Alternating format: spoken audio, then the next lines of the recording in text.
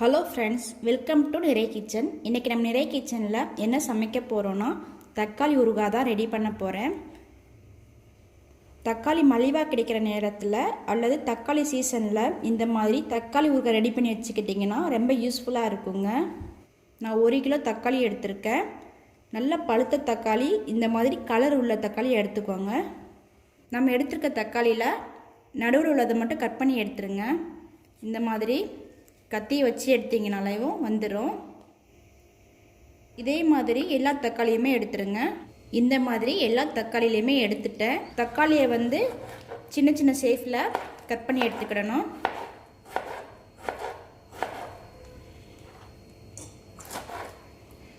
மொத்தமாக கட் பண்ணிவிட்டு காமிக்கிறேன். எல்லா தக்காளியுமே இந்த அளவுக்கு கட் பண்ணியிருக்கேன். கட் பண்ணி வச்சுருக்கிற தக்காளியை வேக வச்சு எடுக்கிறதுக்காக ஒரு கடாயை வச்சுருக்கேன். இந்த கடாயில் கட் பண்ணி வச்சுருக்கிற தக்காளி சேர்த்துக்கிடணும். தக்காளி சேர்த்துட்டு தக்காளி ஒரு 2 நிமிஷம் நல்லா வெந்து வரட்டும். மூடி போட்டு மூடி வச்சுருங்க. தக்காளி வெந்து வரட்டும். ஒரு லெமன் சைஸ் அளவுக்கு புளி எடுத்திருக்கேன். புளியை ஒரு 15 நிமிஷம் ஊற வச்சுக்கிடணும். தக்காளி நல்லா வெந்துருச்சு. ஆனால் தண்ணி ஜாஸ்தியாக இருக்கும். அந்த தண்ணி குறையிறதுக்காக இன்னும் 1 நிமிஷம் அடுப்புலேயே இருக்கட்டும். புளி நல்லா கரைச்சிட்டு வடிகட்டி தண்ணியை மட்டும் எடுத்துருங்க. புளி நல்லா கரைச்சிட்டு வடிகட்டி வச்சுருக்கேன். தண்ணியில் நல்லா குறைஞ்சி தக்காளி நல்லாவே வெந்து வந்துருச்சு. அடுத்ததாக கரைச்சி வச்சுருக்கிற புளியை சேர்த்துக்கிடணும். புளியை சேர்த்துட்டு நல்லா மிக்ஸ் பண்ணி விட்டுட்டு நல்லா வெந்து வரட்டும். புளி தண்ணியெலாம் நல்லா வற்றி பேஸ்ட் மாதிரி வரட்டும். மூடி வச்சுருங்க. அடுத்ததாக ஊறுகாய் ரெடி பண்ணுறதுக்காக ஒரு பவுடர் ரெடி பண்ணணும். 1 ஸ்பூன் அளவுக்கு வெந்தயம் எடுத்திருக்கேன்.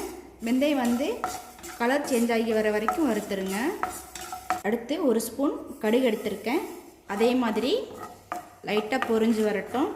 கடுகையும் வெந்தயத்தையும் அடுப்பை சிம்மில் வச்சு வறுத்தெடுத்துருங்க. கருகி போயிடுச்சுன்னா கசப்பு எடுத்துரும். கடுகு பொரிஞ்சிருச்சு. 2ஐயும் ஆற வச்சுட்டு நல்லா பவுடர் மாதிரி அரைச்சி எடுத்துடணும்.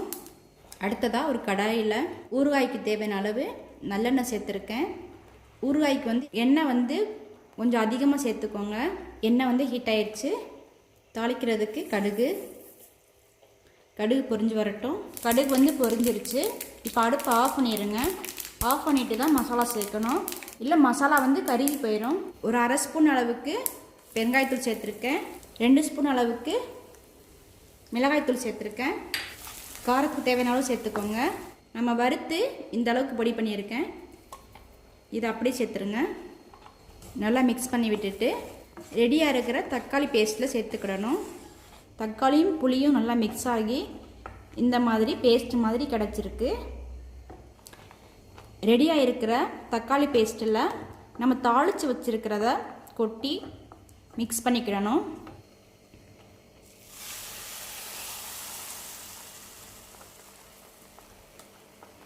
நல்லா மிக்ஸ் பண்ணி விட்டுருங்க. ஊறுகாய்க்கு தேவையான அளவு உப்பு சேர்த்துருங்க.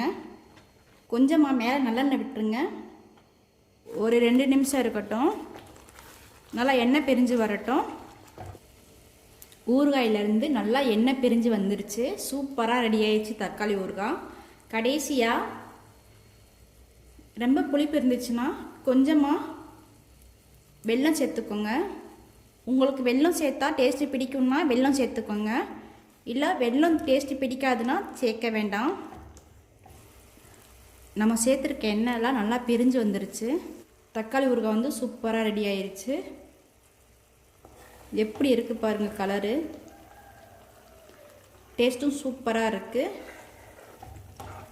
நீங்களும் இந்த மாதிரி வீட்டில் ட்ரை பண்ணி பாருங்கள். அதுக்கு முன்னாடி என்னுடைய சமையல் உங்களுக்கு பிடிச்சிருந்துச்சுன்னா லைக் பண்ணுங்கள், ஷேர் பண்ணுங்கள், சப்ஸ்கிரைப் பண்ணுங்கள், பெல் பட்டனை கிளிக் பண்ணிடுங்க.